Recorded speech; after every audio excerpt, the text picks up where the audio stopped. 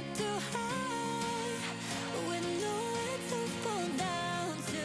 Empathy around you, standing looking back. You heard it all before now, losing what you didn't know you had. Fearing what you want is nearing, but you're really trying to get away from it. Basic instincts overpowering, you still have this urge when this could be good enough for us. This could be good enough for us. When this could be good enough for us. This could be good enough for us. This could be good enough for us. This could be good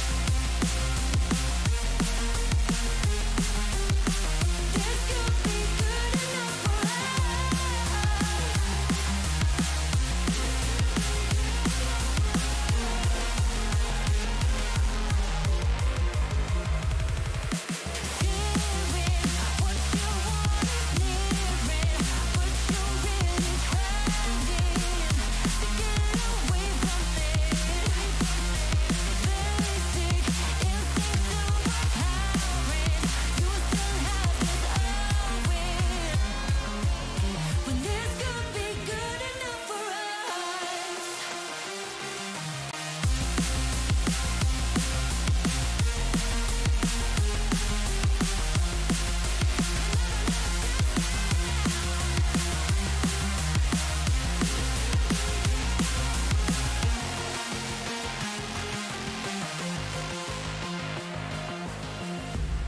standing up too high with nowhere to fall down to. Empathy around you, standing looking back. You heard it all before now, losing what you didn't know you had. Hearing what you want is nearing, but you're really trying to get away from it. Basic instincts overpowering, you still have this urge.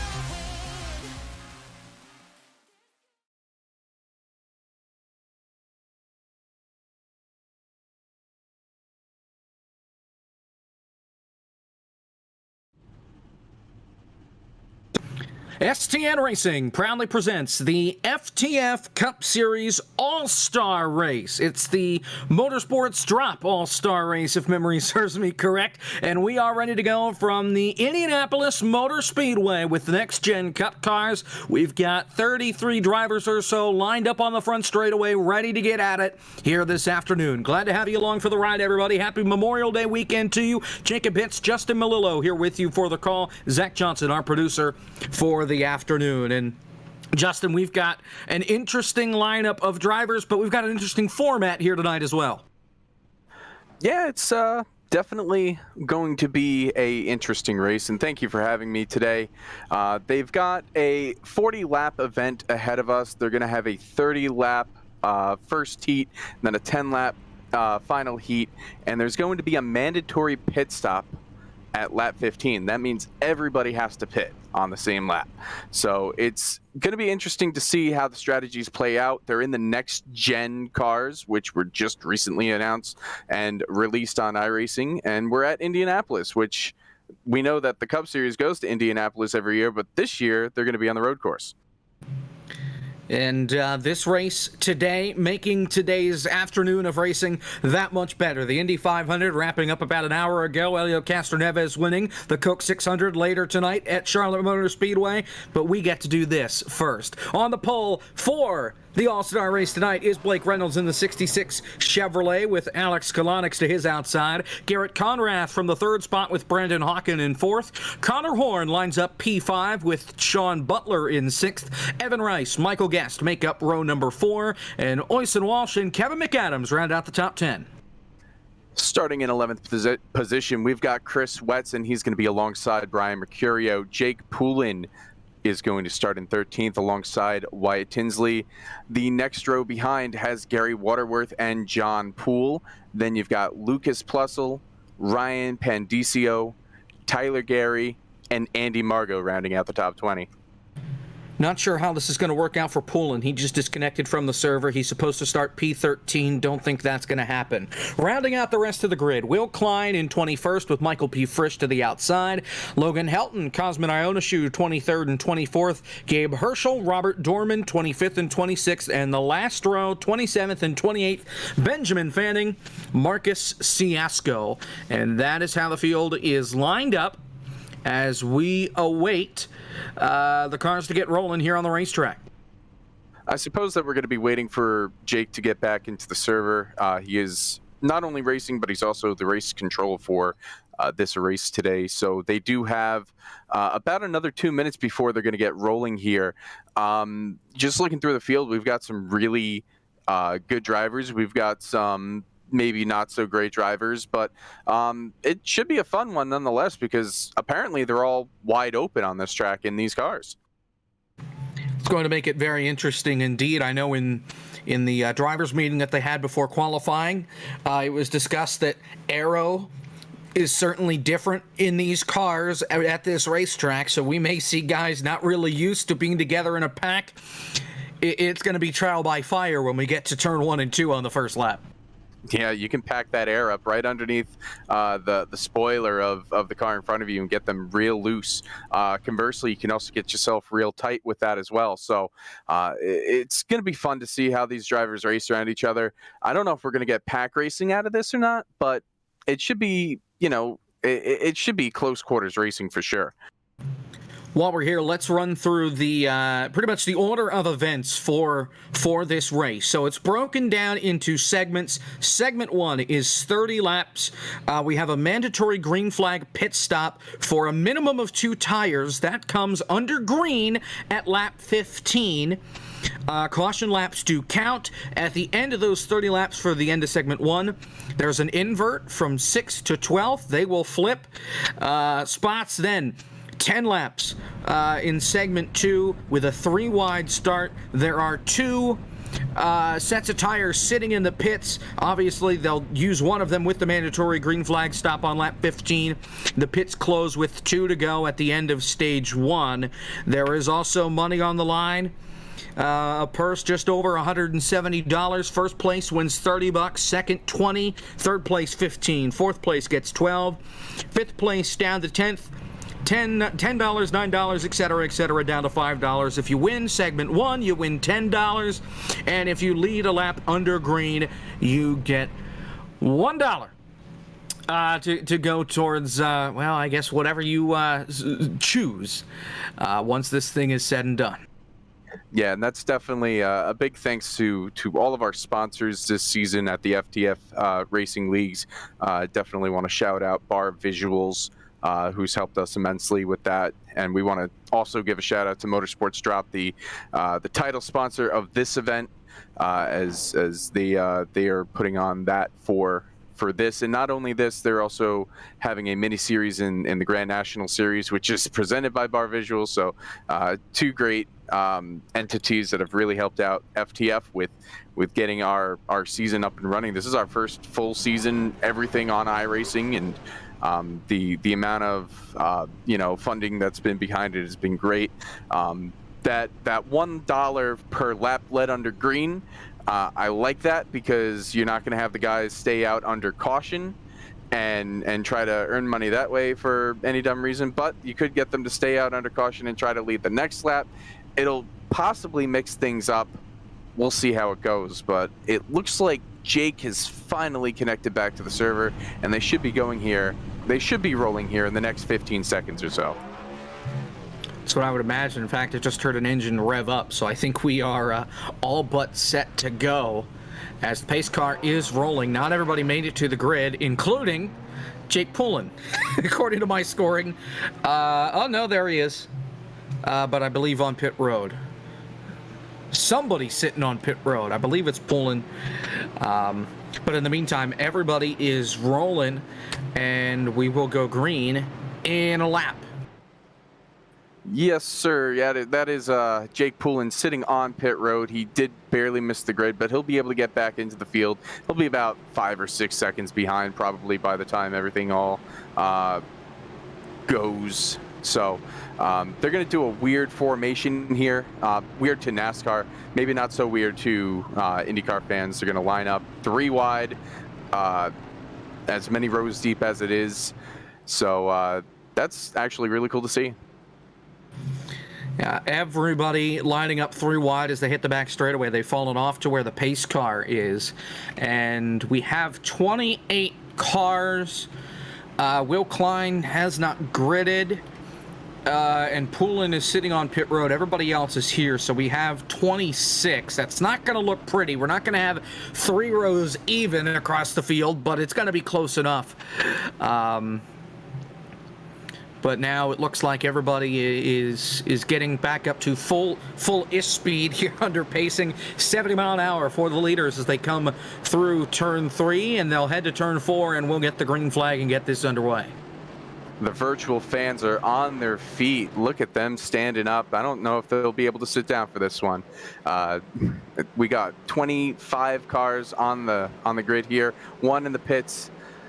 Let's get to it.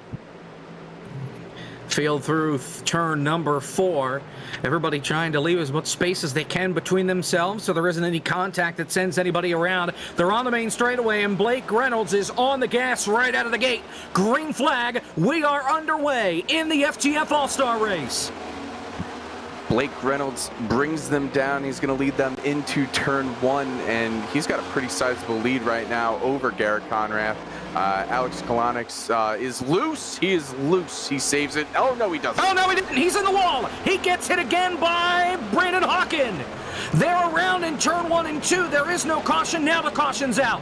I thought they were going to keep piling in, getting into turn number 2 as Hawkins spun back at the racetrack. They were able to keep it green, but Alex Kalanick and Brandon Hawken make contact and crash on the opening lap. That's real unfortunate for both of those guys. It looks like, honestly, it looks like he just got a little bit too low there and caught maybe either the seam or the curbing or something. He just, I don't know. Here's the replay. You're going to see him get down into the corner. He's going to catch the curb, and that's what's going to send the car sideways. Can't save it into the outside wall, and then there comes Hawkins. Catches him with the right front and then spins it down on the flat. Back up across traffic. Thankfully, everybody was able to avoid. Everybody slamming on the brakes trying to avoid Hawkins' car in the 89 as it spins back up across the racetrack right here. That could have been dangerous. Kept it out of the outside wall. And a little bit of contact there. Not sure between those 2 cars on the outside, but that's what happens when we get a caution. Some people on the brakes early, others not so much. That was really incredible that all those people ended up missing that. I thought that was, once he got sideways and hit the wall, I thought that was going to be a big one, and we were going to have like half the field out. But thankfully, everybody got their thinking caps on today, and they kept it as minimum as possible. So we only made it about a corner before the first incident of the day. Again, green flag laps or caution flag laps do count, just not towards the payout of leading laps. So we are under caution for the first time. We're coming around to complete lap number 2. We're still far away from the mandatory green flag pit stop. They only have 1 other set sitting in the pits. Garrett Conrath thought about coming on a pit road. I think he was just trying to fool some folks, but nobody's willing to bite. We got a couple takers down there. Is that Michael Frisch coming down pit road? And Cosman? Kalanick is in, Dorman is in, Cosman is in, and you're right, it is Michael Frisch that leads the charge. So 4 cars coming onto pit road, 1 of them being involved in that accident. And this caution does help Poulin since he started from the pits. He came off of pit road as they crashed. So he is now in the back of the field, but he's on the lead lap. Lucky break there for sure. I'm sure he would have caught up at some point anyway. But and we've got trouble under caution. What the heck? The Wyatt Tinsley is around. That's in turn 1. And he just lost it. He drove it into the grass on the inside, and it hooked straight back up into the outside wall. And he has been booted from the server. Wyatt Tinsley gets the punt award for the day because he has been punted from the server. That's incredible. Watch right here. Hits the curb, hits the grass, up the hill, wham. I didn't think that this race could get any worse already, but look at Wyatt go.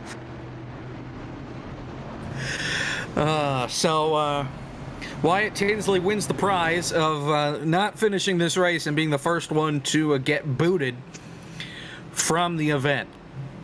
Oh, everybody's got a top 25 now. Yeah, that's the way it looks. Good grief. I'm hoping we get one to green here this time by, in which we'll double them up and rack them and stack them and then let them go off into turn number 1. Blake Reynolds, still your leader. He got a great jump right out of the gate and didn't look back. Of course, it didn't have very far to go since the caution came out by the time he got to turn 2. But still, he was able to put a gap between himself and Conrath. Yeah, and I'm looking at 3rd position right now, and that's Sean M. Butler. And normally on Sundays, he doesn't get in a car. He broadcasts with Bottom Split, and we let him get in and have some fun out there today. So there's Sean Butler, looking pretty sporty in all that yellow and chrome and black in that Pennzoil machine. It's going to be interesting to see how he stacks up against some of the best in FTF on Sunday nights, and it's, you know, happy to give him a break for once. Yeah, Butler hanging in there in that 3rd spot. He'll start behind Blake Reynolds. Those two teammates on the FTF1 side worked together throughout the night on Friday. Of course, one of our own, Justin, you won the 2nd race on Friday night and had to race those guys on this very same track, but in a completely different race car. Yeah, we were here on Friday night. We had 2 races. The first race was kind of a cluster, but the second race we figured it out, and it became a fuel mileage race. Yeah, I was finally happy to get one at Indy this year. I've been trying all season long to try and get something in the month of May for the Indy 500 fixed, the Indy 500 Open, and we finally got one in the weirdest way. So Brandon Hawken, even though he was involved in that crash, he stayed out. He's P6, 3rd in the outside line. As the field's doubled up, pace car makes the hard left turn onto pit road, and Blake Reynolds is back on the gas, and we are back underway here at Indianapolis. Green flag. Looks like Conrath was sleeping a little bit on there. Horn is going to get to the outside, and they're going to be double wide for a 2nd going into 1. Sean Butler tried to force the issue down on the bottom. Instead, he falls back. He's now fallen to the clutches of Michael Guest, who hops to the outside line. Conrath is long gone. It's side-by-side for 4th. Hawken gets a little bit loose, able to hang on. He's got Guest and Oyson Walsh right in tow on the outside line. I'm wondering if that damage is going to affect Hawken as Guest makes a move to the inside. It looks like it might be because he's starting to lose the top 3 and now the top 4, and Butler gets tight there in turn 3. Got tight on entry and almost lost it on exit. Almost made contact with Evan Rice. He makes contact with Walsh and now gets hit from behind by Waterworth. He can't save it. Slams into Waterworth. Waterworth back into the inside wall. Tyler Gary around. Big crash coming off of turn 4. Caution's out. More and more getting collected. Cosman gets involved, and I think that's Tyler Gary in the Budweiser 8. That was a big one. Gary and Waterworth slammed hard into the inside wall. We way back in the day when IROC was alive, Ari Leindike slammed into that same spot, and a bad impact for Waterworth, head on into the inside wall. Gary slapping the back of the car against the inside wall. It all started, though, with Sean Butler just got bottled up and could not hang on to the race car. Yeah, that car, that 32 car looked evil out there, and then they got 3 wide. I don't know if Dave Walsh knew that they were about to be 3 wide as we pull up the replay. There's Butler in the middle, Walsh on the outside, and I think that's Evan Rice on the bottom. It wasn't going to work. 2 wide sometimes doesn't even work at Indianapolis, and there's a lot of hard hits there as they're on the front stretch. And Butler had it saved, got hit by Waterworth, had it saved, and then got hit by Tyler Gary in the back end, and that's what sent Butler back up the racetrack into Waterworth, turning Waterworth back down the racetrack. Then Gary got rear-ended. He slammed into the inside wall, trying to figure out who got into him. I think it's Pandisio, maybe? Yes, the 63 of Ryan Pandisio was, no, I'm sorry, 07. Gabe Herschel. He was the one that got into the back of Tyler Gary and turned him around, but Pandisio did clip Gary on the way down. Here's the onboard Plassel. Woo! What a great save. Barely missed that. That was heads up, hands-on driving there by Mr. Lucas Plassel. If I was in that car, it would have been hands up over the eyes, so I didn't see what was about to happen, because that could have been bad in a hurry. Blake Reynolds is still out in front. He did not really get much of a challenge from Conrath, but he was able to use the draft to his advantage down the back straightaway and could have had a shot at Reynolds getting into turn 1 if they could have made it. Yeah, it's I really want to get some green flag racing going on over here. We got about 10 cars that are on pit road, whether it's for damage repair or for, just using up a set of tires early or whatnot. We haven't even made it to lap 15 when those guys are going to have to make the pit stop under green. So I just want to see them race. And I'm beginning to wonder now, as we get to this point, are they going to be able to make it? Is everybody going to be able to make it to pit road without bringing out a caution? Is certainly another aspect of this.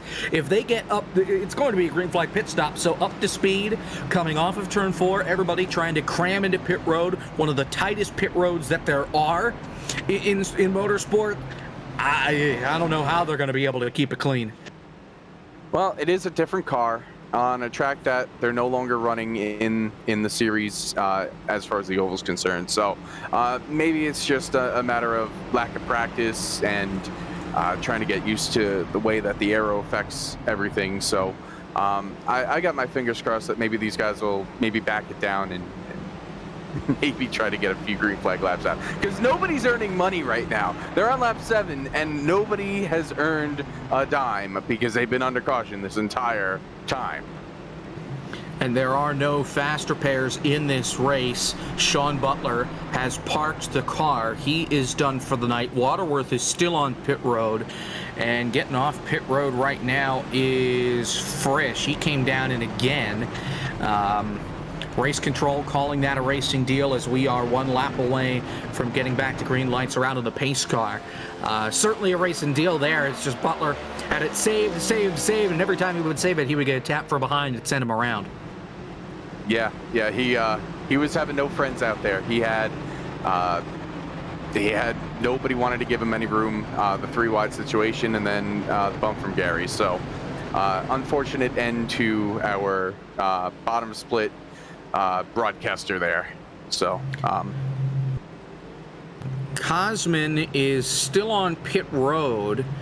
Car does not look okay. No, it does have damage. I thought he was able to avoid any contact, but that thing is on pit road right now, and he is still getting that car attended to. So not a great afternoon for Cosman Ionescu in the 84 machine as the field's in turn 3. Looks like we got about maybe 15 cars out there that are undamaged or slightly not as damaged as the rest of them. So I mean, it should still, if they can get their heads out of the butts, maybe they can get some racing here and still put on a good show. But they're around in turn 4 and they're about to get the green flag again. So Waterworth has also parked the car. He's done for the night. Tyler Gary is still in this. He's 1 lap down. Cosman still on pit road. Alex Kolonix is still running. He is 5 laps down after that opening lap crash. And Wyatt Tinsley is out of the race after getting booted under caution on the first lap. Green flag. We're back underway. Heading back down the long front straightaway, Blake Reynolds still leads. He's going to lead them into turn 1 once again. And it looks like everybody's given a little bit more room than normal. Michael Guest is on the hunt to the inside of Garrett Conrath, right underneath him as they come off of turn 2. Almost contact as they're double wide, right behind everybody. Is Conrath able to hang on the outside? Kevin McAdams, Connor Horn putting some blocking down the back straightaway. I definitely spoke too soon, man. I thought that they were going to give each other room there, but Michael Guest, Kevin McAdams making some moves early. You got Connor Horn looking for that 4th spot. He got a little bit loose underneath McAdams. Looks like he's going to save it. And can we get a full lap in? Looks like it. Field rounds turn number 4 down the main straightaway, and we get a green flag lap, and congratulations, Blake Reynolds just earned $1 singular. We've got 6 laps to go until we get to the mandatory green flag pit stop, and right now Connor Horn is on the inside of Kevin McAdams. He's trying to shuffle him up out of the groove and kind of get freight train here, but Adams with a good run off of 2. For the most part, the field has singled out as they go down the back straightaway. A little bit of a snaking action going on. Blake brings him down to the bottom near the grass and brings him back up to head into the corner into 3. But it looks like they're actually gonna get a little bit of green field going on here. Looks like we might make it 2 in a row. Typically cautions breed cautions, but at this point, the top 7 all single file. It's Brandon Hawk and Brian Mercurio that are battling for the 8th spot down the front straightaway. John Poole, Chris Wetz also entering the fray as they head back to turn 1. Single file, they run 5 laps until the mandatory pit stop. A couple of guys in the mid-pack kind of trying to take a different line going into 1 there, but for the most part, it looks like they have settled down. Settle down for the time being. The top 3 breaking away. Reynolds and Conrath all over each other, and here comes Conrath to the inside. Reynolds throws the block. Now he goes to the high side, and Reynolds throws the block again as they head to 3. Yeah, it looked like Garrett had a little bit of a run there, but Blake was able to use his car to block the progression of the 900, and Blake is going to come off turn 4 here and see if he can lead another one, get another $1. Michael Frisch has parked the car. He is done for the afternoon. Cosman still sits on pit road. 4 laps until we get to the mandatory green flag pit stop, and Michael Guest has caught Garrett Conrath in a hurry. Guest looks on the inside. He doesn't have it. He's going to tuck back in line and maybe look high, and that's going to lose him a little bit more time. Conrath holds on to that 2nd position. The rest of the field still single file until we got a red car pulling out of line there. Who's that? That's Oysen. Yeah, that's Walsh pulling to the inside, trying to get by Connor Horn. This top 6 has accordion together as now Kevin McAdams has caught Michael Guest. He caught Conrath, and they're all trying to follow Blake Reynolds at this point as they come through turn 4. Everybody's congealed together back into one single line. They were able to break away for a moment, but the draft works wonders here, and they've all caught back up. John Poole, I just happened to look at him. He got a little bit loose out of turn 4. It looks like these guys are having a tough time. Maybe a little bit with IndyCar type physics, maybe with the way that the air works. That you got to build up a run and try to get it. As Conrath looking for the lead underneath Reynolds. He's getting a little bit tight. Reynolds is going to hold the lead, and Guest is going to follow through.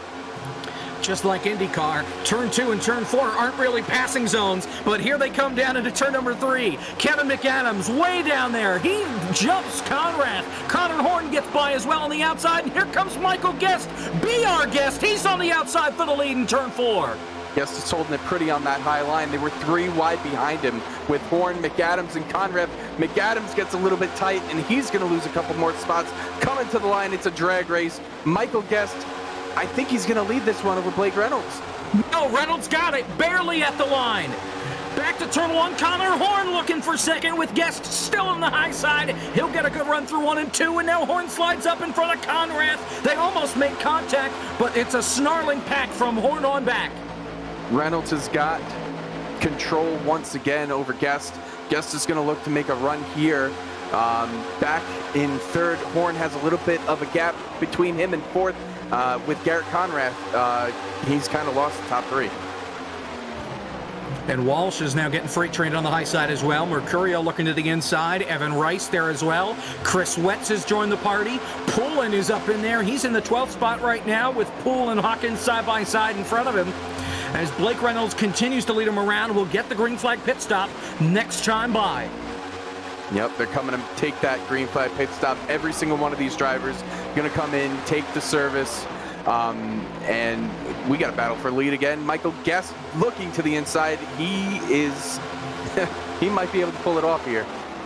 It was a late move getting into turn one. He got a better run on the bottom of turn number 2 as they come down the back straightaway. Here comes Connor Horn. They're going to go 3 wide for the race lead when they have to come in for a green flag pit stop this lap. Conrath moves to the bottom. He's going to help Connor Horn. Connor Horn will clear Guest and take the lead. Reynolds falls back to third, but now he'll slice to the inside looking for second. What a power move by Horn there. The amount of slow down that Guest put on Reynolds allowed Horn to get that move. Here they all come into the pits. Hopefully they don't all speed. Somebody bounced off the cone. A lot of people locking the tires up as they make it onto pit road. So one person's going to have a penalty because they knocked down the cone. Not sure who it was that got a piece of it. But here they come. Everybody 60 mile an hour down pit road. This is unique to say the least as we're halfway home now in segment number 1. Usually they mandate pit stops to happen between a lap and another lap. But for whatever reason, we decided that we were going to have everybody pit on the same lap. So it's going to be interesting to see who doesn't have the best pit stop, who gets a better pit stop. And they're finally done with their service coming out of pit road. Looks like 3 cars have broken away from the rest of the pack. And Brandon Hawken, leapfrog of the year, he's going to take the lead. Evan Rice in second, John Poole in third, Michael Guest falls to fourth. Your leader coming on to pit road, he's not even in the top 10. Connor Horn, he had a penalty. He must have sped on pit road because he is still in the pits. He's getting held for, I don't know how long. He's still there. It's been almost a minute, but Brandon Hawken is your race leader. Connor Horn goes from 1st to 19th. Now he's rolling after a 48-second stop, and Evan Rice takes the lead off turn 4. He'll go to the front, and he'll get a buck at the line. Evan Rice really made out like a bandit there on that round of pit stops. He's going to lead these drivers to lap 17, completing 16. Brandon Hawken, I can't believe that he's still in this after that first incident. The top 3, Rice, Hawken, and Poole. Michael Guest is all on his own lonesome back and forth. And I think what it had to do with is these guys took different tire strategies, and that's why this field is mixed up now. Props to Poole and Hawken, both with 6.8 second pit stops. Everybody else with an 8-second stop or longer. Some took 4 tires, others took 2. But Poole and Hawken definitely very, very speedy on pit road. Hawkins bringing it back down pit road this time by. He did not have his tires checked. That sucks. Well, if he didn't have his tires checked, then I don't think John Poole did either, because they had identical pit stops, both with a 6.8. Wonder what the ruling is. I'm going to take a look at the rule book here. Did they have to take tires? Mandatory green flag pit stop, minimum 2 tires. So they had to take at least 2, if not 4. They could not just splash and go. That makes sense. So yeah, Hawken not taking any tires was not an option. So that's why he had to come back down, or else he would have been penalized. So I'm wondering though. I mean, Poole is starting to. He's just lost a 2nd spot to Michael Guest. Guest must take 4 tires. He's catching Evan Rice pretty quickly. Guest did indeed take 4. Poole stays out for another lap. Those that took 4 tires include Guest, Conrath, Blake Reynolds, Mercurio, Kevin McAdams, Walsh, Wetz, Pandicio, Poulin, Margot, Fanning, Ciasco. I'm not sure what Connor Horn took since he was on pit road for an eternity. As the field now goes by, Brandon Hawken, and he's a lap down. Michael Guest has got the fishing rod out, and he is on the back door of Kevin Rice down the back straightaway. Guest has got a little bit of a run here. I don't know if he's going to take advantage. He's not. He's going to pull back in line, and he's going to follow Rice into turn 3. John Poole starting to lose that top 2, and like you said, Hawken, he ended up losing that lap there. He might be in contention to get the lucky dog, though, if he can stay ahead of Tyler Gary. Here comes Guest with a great run off of turn 4. Peeling to the inside. At the line, who's it going to be? Guest. By about half a car length. So Michael Guest will get a block at the line, and he takes the lead. I don't think he ever officially took it. Guest has been our wins leader this season. He's got 3 wins. He just picked up another one 2 weeks ago at Dover. I really wish he would put a sponsor on that car, because it's a nice looking car. It's just, you know, we want to know where the money's coming in, that this car is as virtually fast as it is. He's a driver for eNASCAR team for Jim Beaver Esports. Throw some big green egg on there, man. Come on, let's go. Hey, if Ty Gibbs can win in an unsponsored race car twice in one day, I think Michael Guest is doing just fine in that 74 car. All right. I'll give it to you there.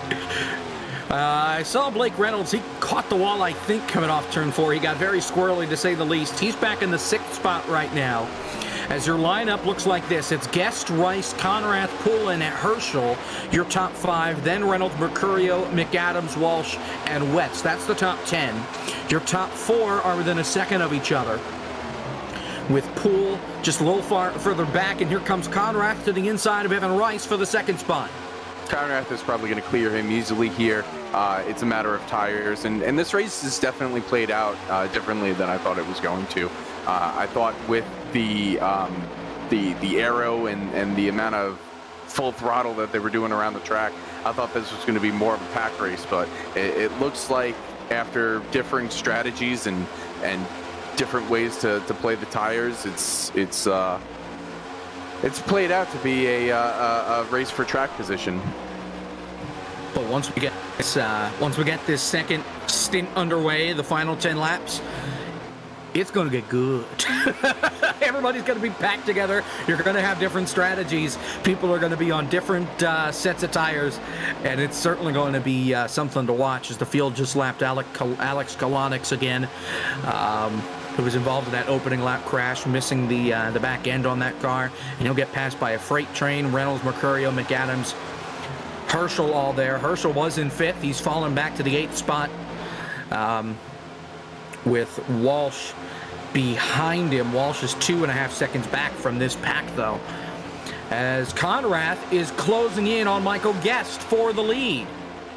Yeah, he's closing up pretty good. He's using that arrow. He's using that draft. He's got a little bit of a run here. Guest blocked a little bit low. Conrath's going to have to back off there, because if they would have went into turn 1, it might not have been pretty. But he's fighting back here. I think Guest is going to be able to hold him, though, until backstretch. We've seen a lot of blocking early on in this race. You can only imagine how intense the blocking is going to get in the last 10 laps, as we are 8 laps away from the end of the segment. Conrath goes up the racetrack, gets to block, and he'll hang on to the spot. Blake Reynolds just got 4th from John Poole. So now, 3 out of the top 5 cars took 4 tires. It's the top 2 and then Reynolds. Rice and Poole. Well, Rice took 2. Not sure on Poole. We're assuming he took 2 tires. We'll give him the benefit of the doubt, but unsure, since him and Hawken had the same pit time, and we know Hawken did not take tires. Conrath took another look to the inside before turn 1, but once again, it was a little bit too late of a move. Guest is going to hold on to the lead here. And one cool thing is that you're probably going to want to be in the top 5, because if you're 6th, we're going to have a random invert between 6th and 12th at the end of the segment. So if you're in 6th, you're likely not going to be starting in 6th for the final stage. So definitely want to get in that top 5, because we're not touching those positions. That is the safe space. Everything behind that, good luck. You may finish 6th. You may restart 11th. As Blake Reynolds takes the 3rd spot away from Evan Rice. And now he has about almost 2 seconds to close into Conrath and Guest. Not sure he'll make it in the 6 laps we have left, unless Guest and Conrath make an oopsie and allow Reynolds to swoop in and save the day. Definitely looking like an IndyCar race out there. Guest took him, snaked him all the way down to the inside pit wall, and Conrad had no choice but to either look high or stay behind him as they continue on through 1 and 2. Certainly does look like an IndyCar race with trying to break the draft down the straightaway. Turns 1 and 3 are the only real passing spots. Turn 2 and 4, your car just cannot handle the bottom, and you'll slide up into the car on the outside. We've almost seen it a couple times so far today, as it's still Guest and Conrath out in front. Reynolds is not closing in the gap. So it looks like it's just going to be between these two to settle it to win segment 1. Remember, whoever wins this segment gets $10 added to the prize money that they'll get as Conrath comes right down to the inside wall. Now back to the outside. Guest is there to smother it. Yeah, Guest was not going to let him get down there. He gave him enough of a hole to make a look. Kevin McAdams made contact with Brian Mercurio getting into turn 1, and I thought they were going to wad him up. Here they come through 2. Again, McAdams stuck on the bottom. Mercurio hangs onto the spot on the outside. And sorry for interrupting you, Justin, but I thought that was going to throw everything that we just talked about out the window. Yeah, I just went back and looked. They definitely got really close there. But it looks like they've sorted things out. Mercurio back ahead of McAdams. McAdams also... he kept it below there and hit the apron a little bit. So thankfully that has sorted itself out, and we continue on green. And Guest has gotten a little bit of a gap over Conrath now. It doesn't look like Conrath has the same run that he had before.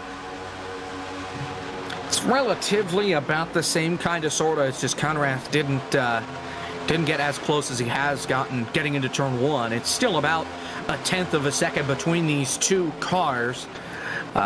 Just looks like Guest is able to hang on to it much better coming off the corner. But Blake Reynolds, the gap is under a second between himself and Conrath, so he is closing. He's got 3 to go at the line, though, to get there. Evan Rice has held on pretty strong in 4th place on 2 tires. I'm wondering if we're going to see any more of that type of strategy for this final stint, whether anybody's saving tires back there or what to try and gain position. Could work for somebody like Chris Wetz, who's in 10th. He did take 4 tires. So he has the potential just to take 2 and leapfrog a bunch of spots in the time that we have left. 3 laps to go in segment 1. Michael Guest continues to lead. Conrath in his tire tracks, and Blake Reynolds is in the draft.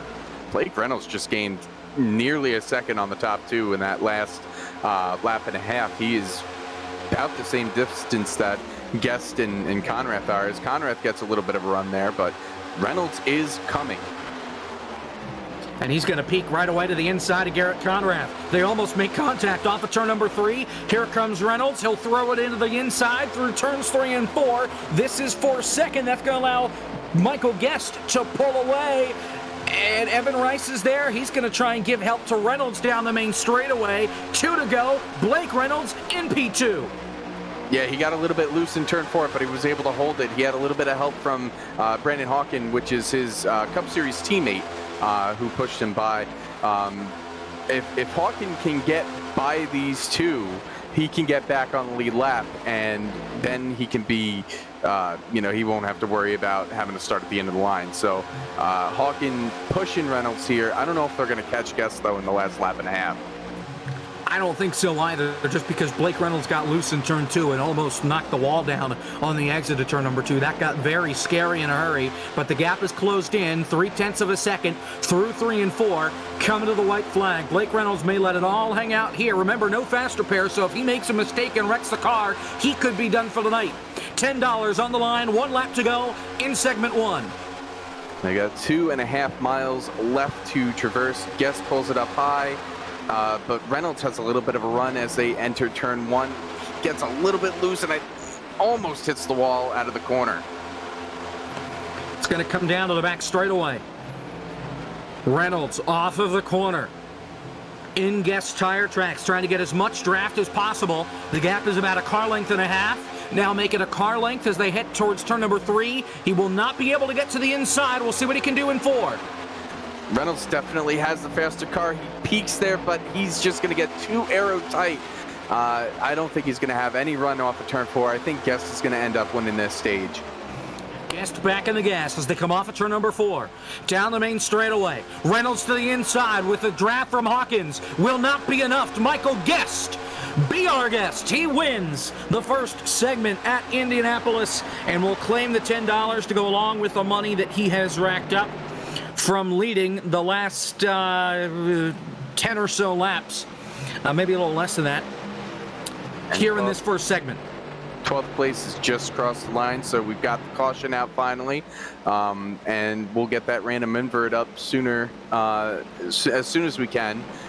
Remember, it is going to be between 6th and 12th. A random number of drivers will get inverted.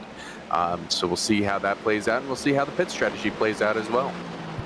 And the drivers that are in that window, it's Kevin McAdams, Oyson Walsh, Gabe Herschel, Chris Wetz, John Poole, Ryan Pandicio, and it should be Robert Dorman. Now, he just got passed by Lucas Plassel. I'm interested to see which one it is. We've literally got, in this age of technology, we've literally got a wheel up on the screen.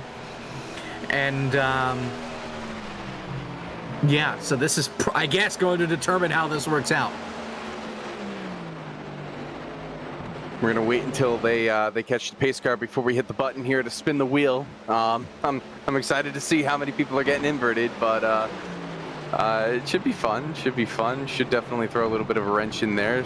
I mean, if we end up inverting all 7 of these guys, that'll put Robert Dorman up into 6th, and that'll he hasn't been as fast as Kevin McAdams has been, so that might end up taking all of them out.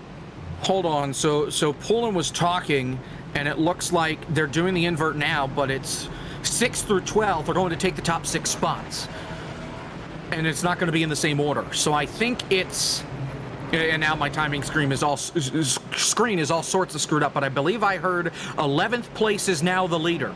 So Ryan Pandicio is your race leader. Then it's John Poole. Then it's Chris Wetz, then it's Oyson Walsh, then it's Gabe Herschel, then it's Kevin McAdams. So Kevin McAdams goes from 6th to 6th.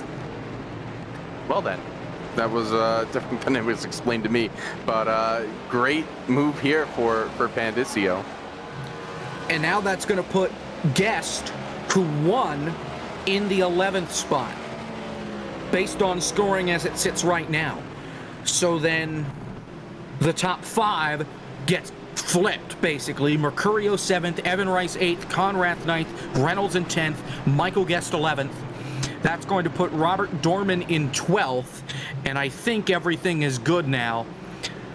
Not how we thought this would play out, but still interesting nonetheless.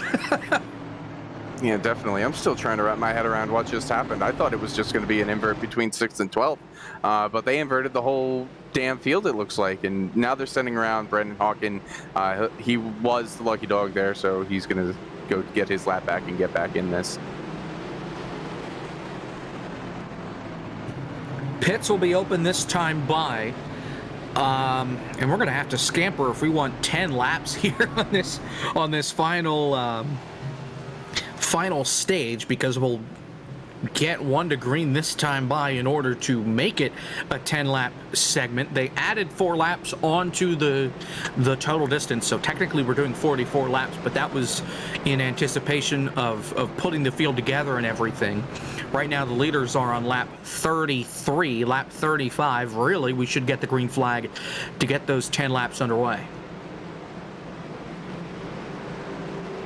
All right, pits are going to be open this time. They're going to allow drivers to come down, take whatever service that they want, and because of the limitations to the games, there'll probably be some black flags that are handed out by the game. They will be cleared by the administration so that these guys can, pit, get service, and not be held in their pits as well. So we'll see if Pandicio leads them down, and who's going to take what, and what's going to happen.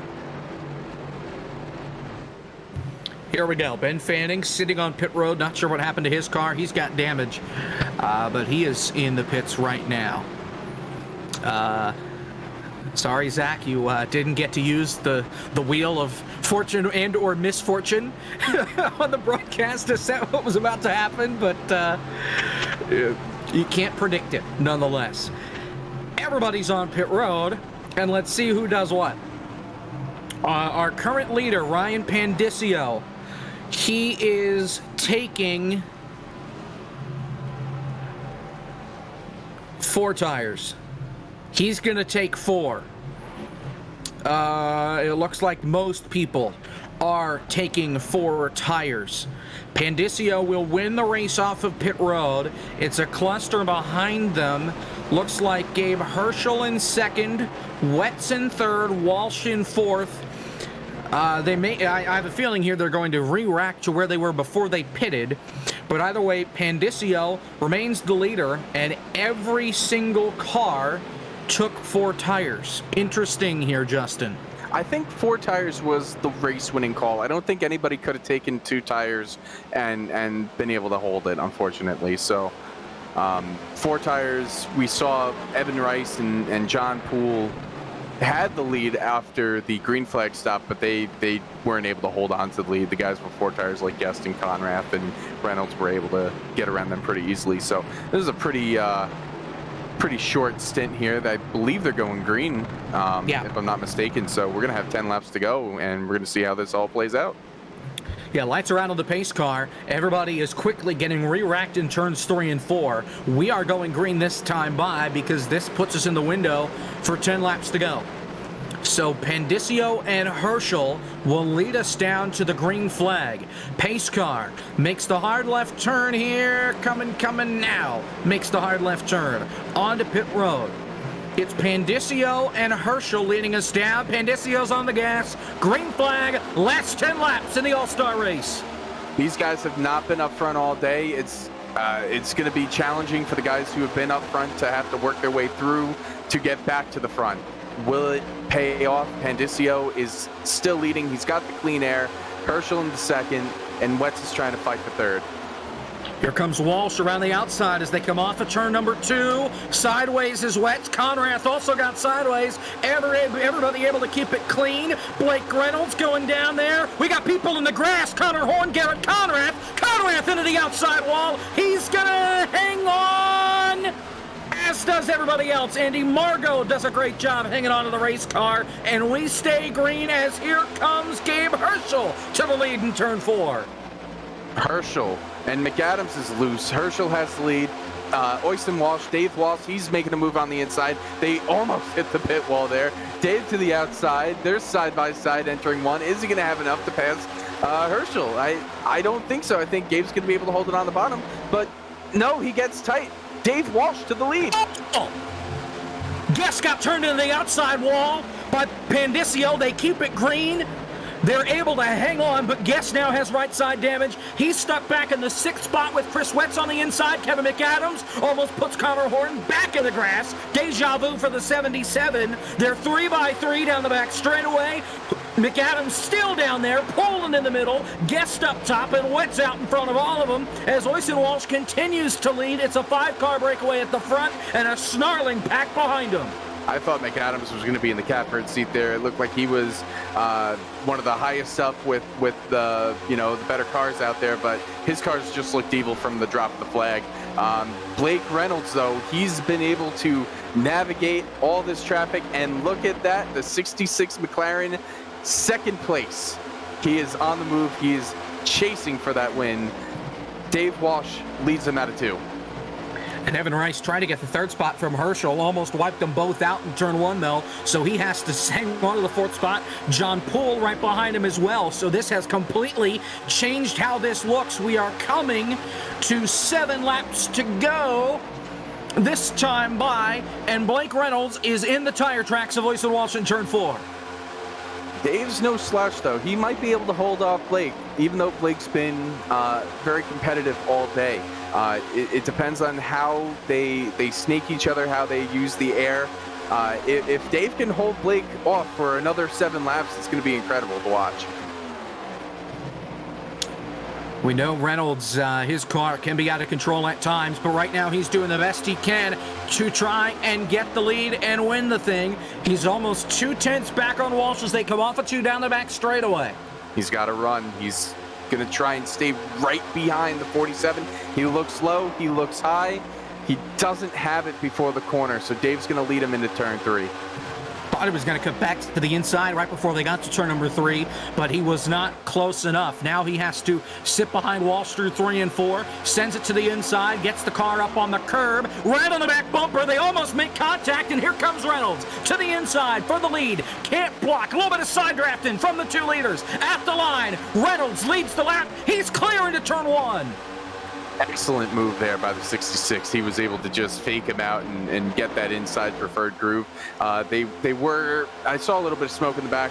It wasn't caution worthy, so they're going to keep it clean here. And Dave hits the apron. He's going to go up the track. Blake Reynolds pulls away, leading with 5.5 laps to go. Can anybody catch Blake Reynolds? The only people that we've seen be able to hang with him have been Michael Guest and people like Brandon Hawken. They're way back in traffic as here comes Herschel to the inside. Can't get there. Walsh hangs on to second. Here comes John Poole. He has caught Evan Rice. Yeah, this pack here of Walsh, Herschel, Rice, and Poole, I don't know if they're going to have enough to catch back up to Reynolds. Reynolds is starting to pull away, or has already pulled away. Dave is trying to use that draft, though, to catch back up, but his tires might be shot. 5 laps to go. Here comes Poole to the inside of Evan Rice. This is for 4th. As they come through turn 2, contact, up the hill goes Rice. He hits the wall but hangs on. John Poole bullies his way into 4th. What a move. I mean, 4th place is 4th place. You get a little bit more money for that, but that's going to pretty much end any chances that Evan Rice had at making it, as he's going to fall into the clutches of the second pack here as Chris Wetz goes underneath. And Rice is like a ship anchor. He got caught in a hurry by Wetz, and he's going to get freight trained by everybody else. Going to sink through the field. McAdams gets by. Guest gets by. Poulin making his way by. Mercurio and Horn are up to bat to get by him as well. Blake Reynolds has company. Walsh is back close to him. 4 laps to go. He took a look to the inside. He didn't have big enough of a run, though, so he's going to have to fall back here and try to maybe pull a move like Helio was able to make earlier in the day. It's very Indy-esque. I've loved that about this race, is that it's very IndyCar style, where you have to build up the run, and that's going to be the job for the 47 of Walsh here, to see if he can build up that run and get to Reynolds as they enter 3. Colonix was the slow car, pulled onto the flat off of turn 2. Will not be a factor for these guys. Kevin McAdams cracks the top 5. They're more than 1.5 seconds behind the race leaders, though. Going to need some help in order to catch the top 5. Walsh to the inside, Reynolds to cover the spot with now 3 laps to go. 3 laps, and Gabe Herschel has joined the party in that Space Station Racing 07. I don't know. He's got a pretty beat up front nose on that. I don't know if he's going to be able to pull out and hold the speed, but he is there. And if these two, Reynolds and Walsh, get together fighting for the win, he could be in the prettiest spot. Herschel is in the best spot. He just needs to get Walsh out in front. If he doesn't help Walsh, I don't think that they can get by Reynolds. They're going to have to team up in order to get the 66 out of the lead. I don't know what's going on the broadcast right now. Now we're good, coming to 2 laps to go. Oyson Walsh is running out of time. 5 miles left. Popsicle sticks at start finish. Tyler Gary is trouble. Chris Wetz around. He gets hit by Evan Rice off of turn 4. Will we see the caution? No, we will not. Now it's out. Green was checkered in Indianapolis. Chris Wetz just grabbed the table, flipped it on its head. Everything has changed. Up is down, east is west, the sky is orange, everything has changed. This might change things, but do these guys even have any tires in the pits? Are they going to be able to use this?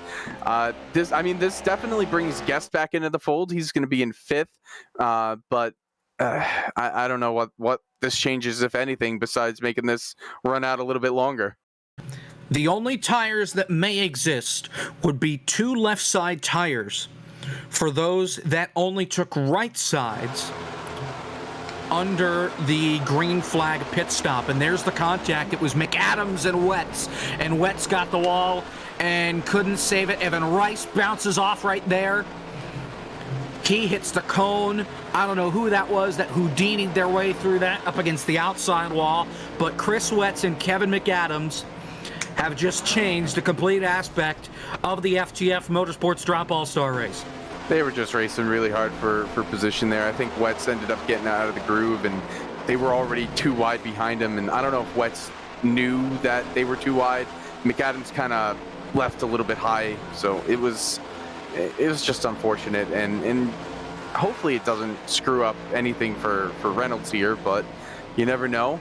It could change things. It could give Walsh the whatever he needs to be able to get by. It might give him whatever he needs to get alongside and take him out and give the win to Herschel. Who knows what we're going to see here in the first green-white checker, if we're going to get more than one green-white checker or not, because they do have 3. Such a shame for Evan Rice. He has parked the car. He is done for the night. Alex Galanix has also parked the car, as has Benjamin Fanning. Cosmin Ionescu has been on pit road for 39 minutes. Unless he had to have blown a motor, I guess, for how long he's been sitting there. He might be able to get back on the racetrack here before this thing is said and done. Pits are open, and Connor Horn is coming in, as is, who is that? Lucas Plossel. They're coming in, as well as Wets, Ciasco, and Pandicio. Kevin McAdams is also on pit road, getting damage cleaned up on his race car. We got 15 cars left on lead lap. McAdams has been lapped from the damage repair. I'd say from there, you got Reynolds. He's got a pretty clean car. Walsh has got a pretty good car. Herschel's got a little bit of front nose damage. Poole's okay. Guest has that right side damage. So the only one that I could really see besides Reynolds and Walsh is maybe if Guest can get up there. Mercurio's usually pretty good, but I don't know if we're going to see a winner outside the top 5 currently. It'll be interesting to see here what happens. There's also the possibility that they make contact and wad them up. And that could also really change how things work out. As for Tyler Gary, we saw him defying physics in the infield. He drove it head-on into the attenuator at the end of pit road, and that's why he went flying into the infield. One thing that you can do in the virtual world with little consequence is if you're having a bad night and you just want to end it all, just send it full speed into the end of the pit wall or whatever opening that you can find. So Gary was damaged from the first lap incident, and he was sticking it out. You know, he could have had a chance if something weird happened or whatever, but he didn't get the lucky dog there, and unfortunately his night is over. Well, and as soon as I mentioned it, he parked the car, left the server, so he is done for the night. And we saw it happen in FTF1, that accidentally running into the end of the pit wall and bringing out that last caution.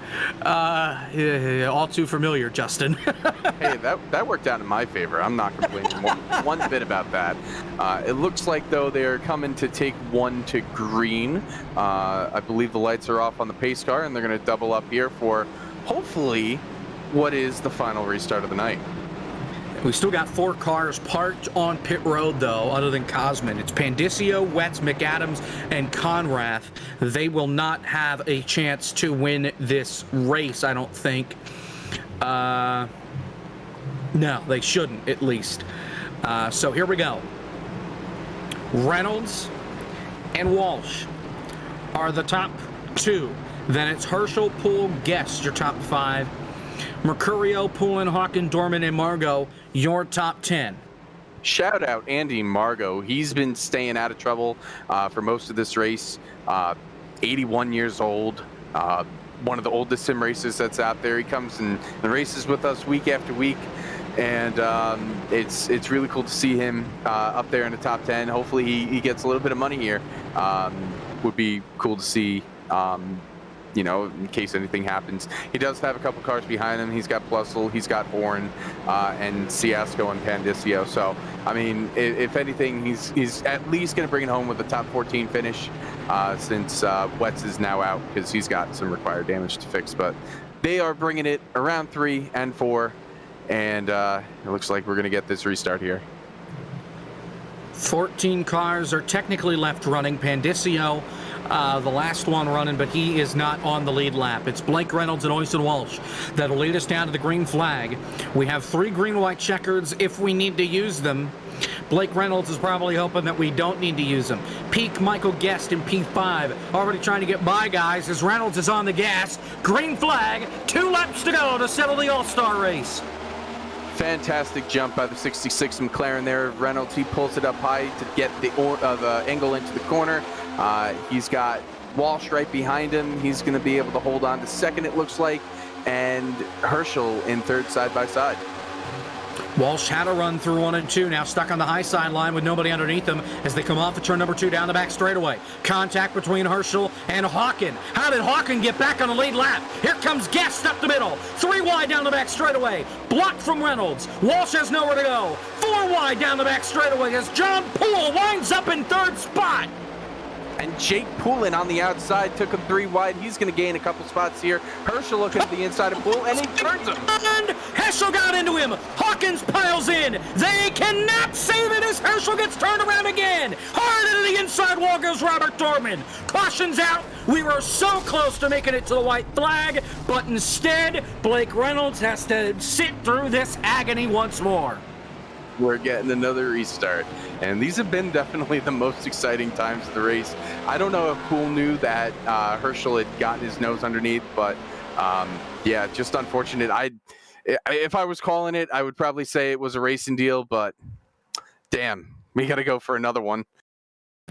Robert Dorman took flight on that crash as he absolutely obliterated the inside wall coming off turn 4. Here is the replay. 3 wide. You got 7-8 cars under a blanket, and he knew this wasn't going to work. Herschel just sent it in where there wasn't any room underneath Poole, and that's where it all kicked off. Yeah, and then everybody else is just trying to push through. Plussel gets in the back of Margot, and Horns, you know, he's trying to make his way through. And like you said, Dorman, what a hit. That was just devastating blow to the 46. He had such a good finish last night in the GNS series, coming home with the top 5. So unfortunate end to his all-star race tonight, for sure.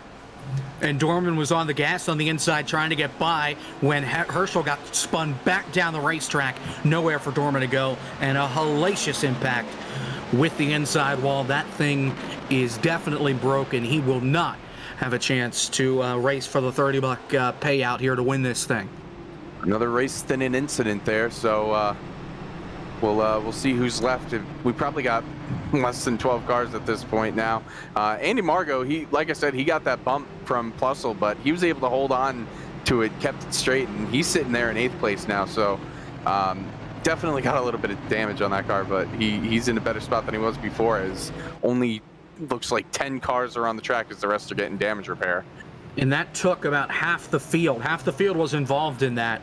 Hawken got a little bit of damage. Margot, Poole, Siasco, Herschel, Plossel, Dorman, the list goes on. So we've got really about 4 cars without damage, and it's your top 4. Guest has damage because he bounced it off the outside wall, so damage on the right side of his car. That's why he's not fully up to speed. Hawken got some more damage from that crash and was involved in that first lap crash. Connor Horn got a piece of it as well, and then Margot through the rest of the field were involved in that crash. I kind of wrote him off before because he was restarting in 6th, but Brian Mercurio is now running in 3rd spot, and his car looks pretty clean. He's a fast driver. He might have something here for Reynolds and Walsh if the cards fall right for him. We'll have to see what happens as Reynolds continues to lead. We'll come to 1 to green this time by, I hope. I hope too. Yeah, speed this along. Get this thing rolling. So fuel shouldn't be an issue here, right? I don't think so. Either way, they came down about, 19 laps ago during the competition caution for the stage end. So they really shouldn't. I think these cars can probably go about 30, 35. So unless somebody was short fueling it, I don't think we're gonna have to worry about that. Either way, though, I don't know if anybody has anything for Reynolds. besides Walsh, and if Mercurio can get a good jump. I think Guest is just too torn up there to have a shot. Yeah, he didn't get a great restart there, but the car in front of him didn't get a great restart either, which is kind of why he got shuffled back, and then once they got fully up to speed by turn 3, he was stuck in the middle 3 wide with no help. If he can get help, he may have a shot. But I'm sure Blake Reynolds is going to be on the loud pedal as soon as the green flag's in the air, and he doesn't want to look back at his mirror, that's for sure. They've got just about a half a lap until we get the restart here. Hawken, he took some responsibility for that last one. He said he was kind of dumb, so I don't know. There was a lot of hard racing there. These guys are racing for you know, a prize. When there's money on the line, everybody kind of loses their heads a little bit. So looking through the field, we've got about 11, 12 cars that are still in this to win this. So we'll see if anybody's got anything for Reynolds, and they're bringing in turn 3 for hopefully the final time under caution. I'm out of things to vamp about, so let's do upcoming here on STN. I don't think we have a graphic for it, but, and I'm just winging it here too. So, Four Corner Racing League tomorrow night from Charlotte Motor Speedway, 8 o'clock, well, just after 8 o'clock Eastern. Then the eNASCAR Autopro Qualifying iRacing Series second split. We do have a graphic, sweet, for Martinsville, Thursday, 9 o'clock. FTF1 season finale for Monza, Friday, 9 o'clock. And then the FTF Grand National Series presented by Bar Visuals, also at Monza, Saturday, June 5th, 10 o'clock. Here we go. Blake Reynolds, Oyson Walsh, ready to bring us down. Pace car is on pit road for hopefully the last time. Blake Reynolds is on the gas. Green flag, 2 laps to go in the All-Star race. Another fantastic start by the 66 McLaren Chevrolet of Blake Reynolds. He brings him up high, brings him into turn 1. They're side by side for second as Walsh holds the high line and Mercurio's on the bottom. You gotta keep into effect that Jake Poulin's there too. He's looking in the back. Never mind. It's Herschel, and it's I'm not even sure it's Ciasco, but here they come, and they are going to throw the caution for the crash for 15th place. We'll do it again. Come on, guys. Looks like they were just fighting for last there between Marcus Ciasco and Gabe Herschel. It's unfortunate, but we're gonna have to pace for another couple minutes. But this will be the last time for sure. This will be the last time that we get a restart because we are going green to the end from here. There are no more cautions. Point of no return.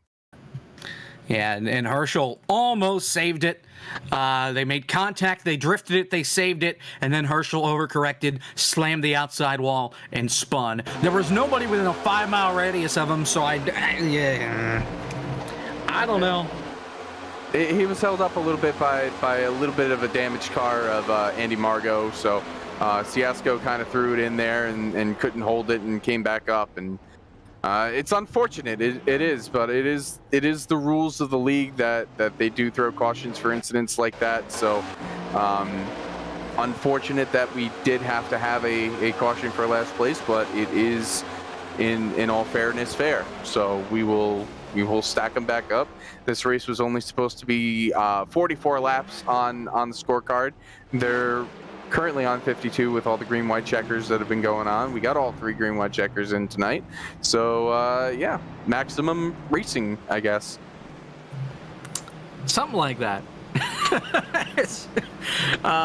Blake Reynolds continues to lead. I wish I didn't go through the upcoming there on that last restart because I figured that would be the last of them. But at least the 2 that wrecked already had damage. So it doesn't impact the amount of clean cars that we have left. And I don't think anything has changed. Well, I say that, but Brian Mercurio is now in second. Oyson Walsh is going to be third on the restart, second on the inside line. Right, and if Brian can hold speed with Blake going into the corner, you can get a run on the outside if you pinch the guy on the bottom. We've seen that a couple times happen already in this race. Brian's pretty good at these restart things. It's going to be interesting to see. I really do think that the best 2 cars left in the field are now on the front row, and I kind of feel bad for writing Brian off, but that was one I didn't think we were going to get 3 green white checkers tonight. Plossel has disconnected. He's done for the night. He was a few laps down already because of one of the last incidents to put us under caution. Still running. Here's your rundown. It's Reynolds, Mercurio, Walsh, Poulin, Gester top 5, then Horn, Hawken, Margot, Pandisio, Poole. Ciasco, I think, is on the lead lap. Herschel is not. Plossel is out. Wetz is still is not on the lead lap. Dorman's still on pit road. McAdams, Rice, Tyler Gary, they're all out. Conrath is still on pit road. Kolonix, Fanning, Frisch are out. Cosman has been on pit road for almost an hour. And then Butler, Waterworth, and Tinsley, they are all out. So Gabe Herschel has been involved in, I think, 3 different accidents tonight, and he still could walk away. Oh, no, it's the top 10 that gets paid, not top 12. Never mind. I mean, he still could. He definitely still could. He could, but he's also multiple laps down, so I think at this point, I don't think he can get into the top 10 because I think there are only 10 people on the lead lap. You got it. I didn't see he was sitting there in pit road. Yeah, he's going to lose a lap here. Oh, 11. We've got 11. Ciasco is going to have to fight for the right to get money here and get $5 from the end of this deal. He's going to be fighting with John Poole. Well, Poole is the first one out right now. Going to be fighting with Ciasco, Pandisio, Margot in the back half of the field for those $5. But at the front, we're fighting for the grand old prize of $30 between Blake Reynolds and Brian Mercurio. Now, we've seen some pretty dumb finishes here at FTF before. Last night's was a pretty dumb finish, and they wrecked for the win in that race. And the only reason that I was able to get a 8th place finish is because 2nd place on back ended up spinning out. And I'm sure these guys have that in the cards here. It could definitely be a possibility. Hopefully it's not. Hopefully we get good, clean, fun, hard racing between everybody here. But, I mean, the way this race has gone, the way that last night's race has gone, the way that the season has gone, I wouldn't count it out that the guy in 11th place might not walk away with a James Busher-esque victory here, just dodging his way through the wreckage. It's possible. There's no doubt about it. And after the amount of wrecks that we saw in FTF1, yes, those are faster cars. But I'm not going to hold my breath on keeping it green the rest of the way. We're going to have contact because this is the last restart. You're not lifting from this point on because you need the momentum and every spot matters. Either way, this is the last restart. We don't do this again. If they wreck, they wreck. If they die, they die. Pace car is in for the last time. Put it away, lock it up, send it to the next racetrack. Blake Reynolds on the gas. Last attempt. Here we go. Green flag. He's gotten away, but Walsh has no help on the bottom. Mercurio's got a little bit of a push from Poulin. He might be able to clear. No, they're side by side into one. Connor Horn filled the gap. Now Walsh gets loose, holds everybody up. Mercurio around the top side to take 2nd. Poulin now leads the line in 3rd. Michael Guest right behind him. Connor Horn trying to help Walsh as here we go down the back straightaway. Hawken almost gets put in the grass by Connor Horn back there blocking for 5th. Poulin has no drafting help, but he's still able to hold alongside Walsh as they head into 3. If he can pinch him down here, he might be able to clear him. Walsh, though, it looks like he's got a little bit of an advantage. Mercurio, he's not catching on the leader, though, as well, as they're coming to take the white flag. Off of corner number 4. Blake Reynolds has a 2, 3, almost 4 car length lead on Mercurio. Snaking down the front straightaway, white flag in the wind. 1 lap to go from the Indianapolis Motor Speedway. $30 on the line. Who's going to get it done? Top 5 are single file as Walsh looks inside of Jake Poulin in the middle of turn 1. He's looking for 3rd place, but 3rd place doesn't pay the big bucks. That's where Blake Reynolds is. He's in 1st. Brian Mercurio going to try and get a draft on him down the backstretch. Mercurio has one last shot. He might just be too far back as they come down the end of the back straightaway into turn number 3 for the final time. Here comes Blake Reynolds. Off of turn number 4, Jake Poulin drifting it off of turn number 3 into 4 for the last time. Blake Reynolds outlasts them all. $30 has his name on it as he comes off of turn number 4. Side by side for 4th. Blake Reynolds is going to win the FTF All-Star Race. At the line for 4th, they crash. Oysen Walsh gets it. No. Connor Horn got it. Barely. Wow! 5 thousandths of a second for that fourth place battle.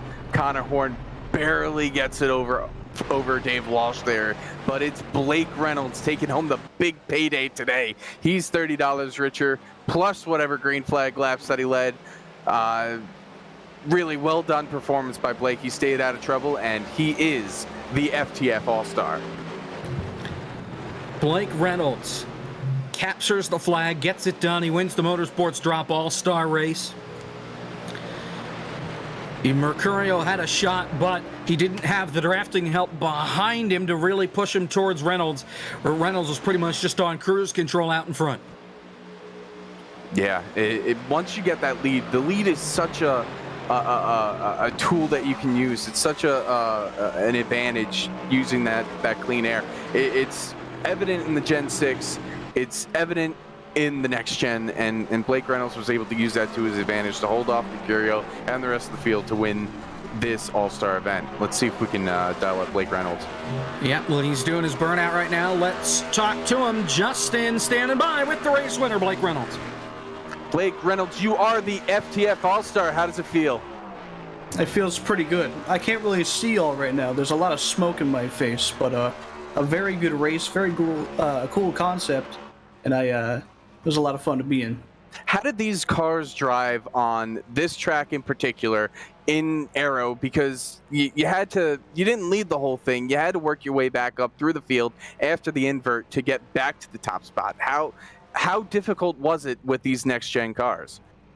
So not as difficult as I think with the current package. These things have a lot more side suck, a lot more aggressive suck up to the car in front of you, and you can actually mess with the car in front of you. I was describing it more as like a bump and run, but with my air. I did it one time to Dave coming in turn 4. It's a lot different. You can, if you understand the concepts and the technical stuff of the car and how the air works, you can really make your race go your way. You got any plans for that $30 that you've won here tonight? Hot tub streamer. Anybody you got to thank out there, Blake? I'll thank the FTF admin staff, Jake, Kyle, all of them. I don't know whose idea it was for the mandatory green flag stop, but that was awesome. And the invert, I love an invert. Reminds me of rallycross style. I'll thank you all for broadcasting. You do a great job. Justin, I know you don't commentate very much, so I'm sure you did it nicely. I listened in under caution on my left monitor. And I'll thank the boys of the McLaren. Got the new next-gen paint scheme. It's looking real slick. It's looking good. Maybe we can get this looking just kind of similar in the Coke Series next year. Yeah, it would be nice to see that papaya in the top series. But let's do one more burnout. Go for it, Blake. Thanks again, and congratulations on the victory. Very well done out there. Thank you. Blake Reynolds with the win. Whew, my goodness. Justin, final thoughts. It was a fun one to see how these cars handled on this type of oval. We saw a lot of pack racing at the start, and then we saw it file out as laps wound on and tires got worn. It was a cool concept and a cool race, and even though they had a number of cautions, it was still a fun time. And I forgot about the results. So here are the results for the Motorsports Drop All-Star Race. Blake Reynolds wins. Then it's Brian Mercurio, Jake Pullen, Connor Horn, Orson Walsh, your top 5. Michael Guest in 6th. Ryan Pandisio in 7th. Andy Margot, Marcus Siasco, John Poole rounding out the top 10. Then you had Brandon Hawken in 11th, just outside the money. Gabe Herschel in 12th. You had Chris Sweats 13th. Lucas Plussel 14th. Robert Dorman in 15th. Kevin McAdams 16th, Evan Rice 17th. These are all guys that were out of the race. Tyler Gary 18th, Garrett Conrath in 19th, Alex Kolonix in 20th. 21st is Benjamin Fanning, 22nd Michael Frisch, 23rd Sean Butler, 24th Cosmin Ionescu, 25th belongs to Gary Waterworth, Wyatt Tinsley in 26th, and Will Klein and Logan Helton did not even grid. They're 27th and 28th, technically speaking. Tomorrow night, STN, we're live with Four Corner Racing League from Charlotte. You see the rest. Second split at eNASCAR Auto Pro qualifying iRacing Series from Martinsville on Thursday at 9 o'clock. FTF 1 from Monza, the season finale on the road course, Friday 9 o'clock. FTF Grand National Series presented by Bar Visuals at the Oval at Monza, Saturday 10 o'clock.